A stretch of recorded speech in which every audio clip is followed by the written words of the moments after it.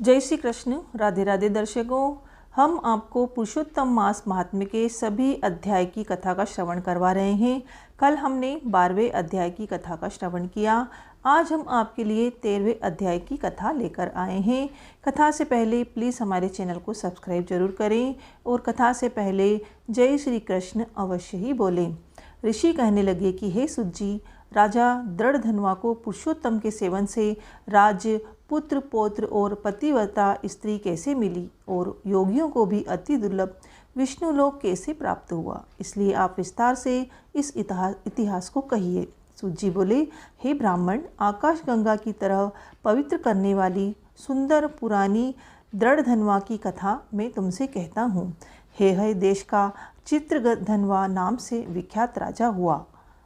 उसका पुत्र महातेजस्वी, सब गुणों से युक्त, सत्य बोलने वाला, धार्मिक दृढ़धन्वा नाम से विख्यात हुआ। वह दृढ़धन्वा अंगों सहित चारों वेदों को पढ़कर विधि पूर्वक गुरु की पूजा कर दक्षिणा देकर पिता के नगर को गया। अपने नगर में रहने वालों को नेत्रों का आनंद उत्पन्न करते हुए अपने पिता चित्रधन्वा अपने मन में विचार करने लगा कि स्त्री, घर, पुत्र आदि छोड़कर मुझको भी वन में जाकर हरि सेवन करना चाहिए।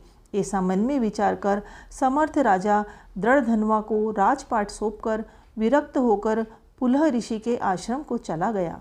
वहाँ जाकर तप करने लगा। कितने ही काल तक तप करके चित्रधन्वा हरि के धाम को चला गया। दृढ़धन्वा ने अपने पिता की वैष्णवी गति को सुना, तब अपने पिता की ऊर्ध्व देवी क्रिया की, फिर नगर में राज्य करने लगा। राजा दृढ़धन्वा की गुण सुंदरी नाम की स्त्री थी। उसके 4 पुत्र हुए और चारुमती नाम की एक कन्या उत्पन्न हुई। उसके पुत्र चित्रवाह, मणिमान और चित्रकुंडल नामों से विख्यात हुए। श्री नारायण कहने लगे कि एक समय सोते हुए उस राजा के मन में यह विचार उत्पन्न हुआ कि मेरा यह सब वैभव किस पुण्य के प्रभाव से हुआ। न मैंने कोई तप किया, न दान किया, न कुछ हवन किया। अपने इस भाग्य का कारण किससे पूछूं?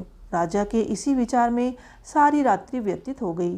प्रातः ब्रह्म मुहूर्त में उठकर यथाविधि स्नान करके खड़ा होकर उदय होते सूर्य को अर्घ्य देकर ब्राह्मण को दान देकर और प्रणाम करके वह राजा घोड़े पर चढ़कर तत्काल शिकार के लिए वन में चला गया। वहाँ उसने शिकार किया। उसी वन में राजा दृढ़धन्वा के बाण से घायल होकर एक मृग दूसरे वन में भाग गया। घायल मृग के शरीर से गिरते हुए रक्त के निशानों से राजा दृढ़धन्वा भी उसके पीछे गया। थोड़ी देर में वह मृग राजा की निगाह से ओझल होकर कहीं छिप गया। राजा ने प्यास से व्याकुल होकर फिरते फिरते सागर के समान एक सरोवर देखा। वहाँ पर तत्काल जाकर उसने पानी पिया। वहीं उसने अत्यंत घनी छाया वाला वट वृक्ष देखा। उसकी जटा में घोड़े को बांधकर राजा वहाँ पर बैठ गया। वहाँ पर वाणी बोलता हुआ एक शुक पक्षी तोता आया। राजा को बैठा हुआ देख वह शुक बार बार एक ही श्लोक बोलता रहा, तू पृथ्वी में अत्यंत सुख सार वस्तु को नहीं विचारता तो कैसे पार पहुँचेगा। इसे उसके इस रहस्यपूर्ण वचन सुन राजा को यही सोच हुआ, बार बार यह शुक ऐसे वचन क्यों कहता है? क्या यह शुकदेव जी हैं? मुझ मूढ़ को संसार सागर में डूबे हुए देख हमें श्री कृष्ण का भक्त समझ हम पर कृपा कर उद्धार करने आए हैं। वह इस विचार में ही था, तब पीछे से उसकी सेना आ गई और वह तोता तो राजा को उपदेश देकर अंतर्ध्यान हो गया और राजा अपने नगर में शुक के वाक्य स्मरण करता रहा। दर्शकों, 13वां अध्याय यहीं समाप्त होता है। कल हम 14वें अध्याय का श्रवण करेंगे। जय श्री कृष्ण। राधे राधे। मिलते हैं अगले वीडियो में।